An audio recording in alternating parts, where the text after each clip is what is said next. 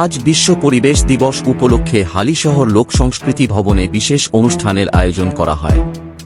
মূলত রাজ্য সরকারের সারা বছরব্যাপী একটি গাছ মায়ের নামে কর্মসূচি সূচনা করা হয়। আজকের এই অনুষ্ঠানে প্রদীপ উজ্জ্বল করে এই অনুষ্ঠানের সূচনা করেন রাজ্যের মন্ত্রী অর্জুন সিং। এছাড়া উপস্থিত ছিলেন বীজপুর বিধায়ক সুদীপ্ত দাস সহ একাধিক বিশিষ্ট ব্যক্তিবর্গ।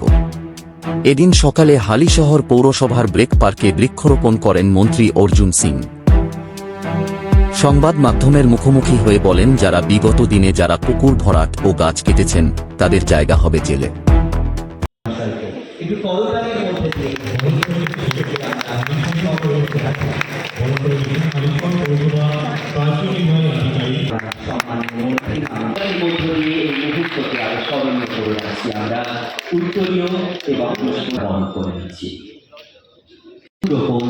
উদযাপন ডক্টর রঞ্জন বাড়ি হেলথ অফিসার হালিশহর পৌরসভা ডক্টর রঞ্জন বাড়ি বরণ করে জন্য একটি গাছ মায়ের নামে, ভালোবাসো মনের প্রাণে, বাড়িয়ে তোলো যত্ন করে, জড়িয়ে রেখো মনের প্রাণে। আগামী সুস্থ সুন্দর সবুজ পৃথিবীর অঙ্গীকারে আবদ্ধ হয়ে মাননীয় মুখ্যমন্ত্রী শুভেন্দু অধিকারী মহাশয়ের এক অন্যতম পদক্ষেপ আপনার সরকার আপনার পাশে। বিশ্ব পরিবেশ দিবস 2026 উদযাপন উপলক্ষে বর্ষব্যাপী বৃক্ষরোপণ অভিযানের শুভ সূচনা করছেন পশ্চিমবঙ্গ সরকারের মাননীয় 5 বছরের মধ্যে অনেক গাছ এখানে কাটা হয়েছে। আপনি এর আগে বহুবার সরব হয়েছেন, পূর্বতন সরকার গাছ লাগাবার প্রচেষ্টা করেন। গাছ দেখুন, আজকে বিশ্ব পর্যাবরণ দিবস আছে। এই বিশ্ব পর্যাবরণ দিবসে আমাদের প্রধানমন্ত্রী, মুখ্যমন্ত্রী এরা দুজনই এটা নিয়ে বড় একটা ড্রাইভ আছে আমাদের ভারতবর্ষের মধ্যে।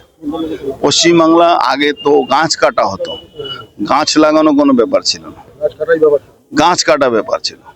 তো আমরা গাছ লাগাচ্ছি। হালিশহরে একটা সরকারিভাবে প্রায় 250 গাছ এখানে এখন লাগানো হবে। কিন্তু আমি একটা সাজেশন দিয়েছি, বিগত 5 বছরের মধ্যে কত গাছ কাটা হয়েছে তাদের সবার নামে কিন্তু কমপ্লেন হয়, কিন্তু কেউ গ্রেফতার হয়নি। 100-র উপরে পুকুর ভরাট হয়েছে। এটাও তো পর্যাবরণকে নষ্ট করছে, পরিবেশ নষ্ট হচ্ছে, গরম বাড়ছে। তো এইগুলো যে নষ্ট হচ্ছে এগুলোকে বাঁচাবে কে? এই ভয়টা না থাকলে কি করে বাঁচবে? গ্রেফতার একটা নোটিশ হয়নি।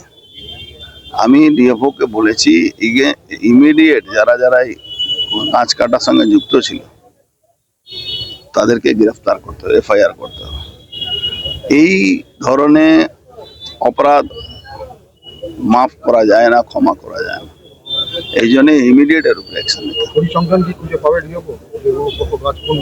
100% কমপ্লেন কেউ না কেউ করেছে। আর একটা সাজেশন দিয়েছি, এসডিও লেভেলে, ডিএম লেভেলে একটা কমিটি করে যারা এই পরিবেশকে ভালোবাসে, ভারসাম্য রাখার জন্য যারা চেষ্টা করে, তাদেরকে একটু টেনে নিয়ে আসতে হবে সমাজের থেকে। যদি ওদেরকে টানা না হবে তাহলে ওরা ভাবে আমাদের কোনো গুরুত্ব নেই।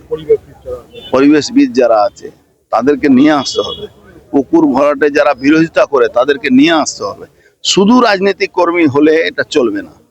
এখানে যে কোনো পার্টি যদি এই ব্যাপারে যদি তারা ভালো লোক হন, যারা চান এইসব বন্ধ হোক, তাদেরকে নিয়ে। আমি একটা এক্সাম্পল দিলাম কি ভাটপাড়া পৌরসভাতে ইও কমপ্লেন করেছে 25টা পুকুর ভরাট হয়েছে। কাউগাছি ওয়ানে পুরো মানে কত গাছ কাটা হয়েছে ভাবতে পারবে না। ব্যারাকপুর বারাসাত রোডে সব গাছ উড়িয়ে দেওয়া যায়, দামি দামি গাছ উড়িয়ে দেওয়া হয়েছে। আপনি ছাড়ুন, এই আমাদের পাশে গৌরীপুর জুট মিলে কত গাছ কেটে বিক্রি করে দেওয়া হয়েছে, এফআইআর হয়েছে, কিন্তু কোনো অ্যাকশন নেই। এবার কি পুকুরগুলো পুনরুদ্ধার হবে? এবার কি আইন কোনো কিছু করবে? পুনরুদ্ধার করতেই হবে, হবে না আমি বলছি, করতে হবে। এটা কিন্তু গাছ কাটার জন্য কোনো আইন প্রণয়ন করবে? আরে বাবা, গাছ কাটা নিয়ে যে আইন আছে তাতে তো সাজা হয়ে যাবে। কিন্তু কোনো আইন প্রণয়ন হয়নি আজ পর্যন্ত। না, কোনো আইনটাকে প্রয়োগই করা হয়নি, কাউকে গ্রেফতারও করা, কার নামে এফআইআর হয়। এমএলএ চেয়ারম্যান যারা ছিলেন তাদেরই তো বেশিরভাগ ভূমিকা, তাদের বেশি ভূমিকা দেখা যাচ্ছে। ভাই ওরাই তো পুকুর ভরাটে মালিক, ওরাই তো গাছ কাটা মালিক, ফ্ল্যাটে ফ্ল্যাট। ফ্ল্যাটে ফ্ল্যাট। মা আমাদের যেমন জন্ম দেন, পৃথিবীতে আনেন, তেমনি মা তো আমাদের কাছে সারা জীবন থাকেন না। যেমন আমার মা নেই, এই গাছ আমাদের মা, তিনি আমাদের অক্সিজেন দিয়ে বাঁচিয়ে রাখেন, তিনি এই পুরো পরিবেশকে একটা সন্তুলন রাখেন। এই যে সময় যাতে বৃষ্টি হয়, এই যে পৃথিবীতে যে উষ্ণায়ন হচ্ছে, এটা কম করার জন্য গাছের একটা প্রধান ভূমিকা আছে। আর আপনারা তো জানেন, প্রকৃতির সঙ্গে আমরা যতই লড়াই করি, প্রকৃতি থেকে শক্তিমান কেউ নেই। যেমন দুটো হিস্টোরিক্যাল এক্সাম্পল আছে, প্রকৃতি কিন্তু হারিয়েছিল নেপোলিয়নকে আর হিটলারকে। তাই প্রকৃতির কাছে আমাদের সবারই মাথা নত করতে হবে, প্রকৃতিকে আমাদের ভালোবাসতে হবে, প্রকৃতি আমাদের জীবন দায়ী। তাই প্রকৃতিকে ভালোবেসে প্রকৃতির জন্য আমাদের যতটুকু করা সম্ভব, শুধু আমাদের জন্য নয়, আমাদের সামনের প্রজন্মের জন্য, প্রকৃতিকে জন্য আমাদের সব কিছুই করা প্রয়োজন। অনেক জায়গায় দেখাচ্ছি বেআইনিভাবে গাছ কাটা হচ্ছে, পরিবেশের ভারসাম্য নষ্ট হচ্ছে, এগুলো কিভাবে দেখছেন?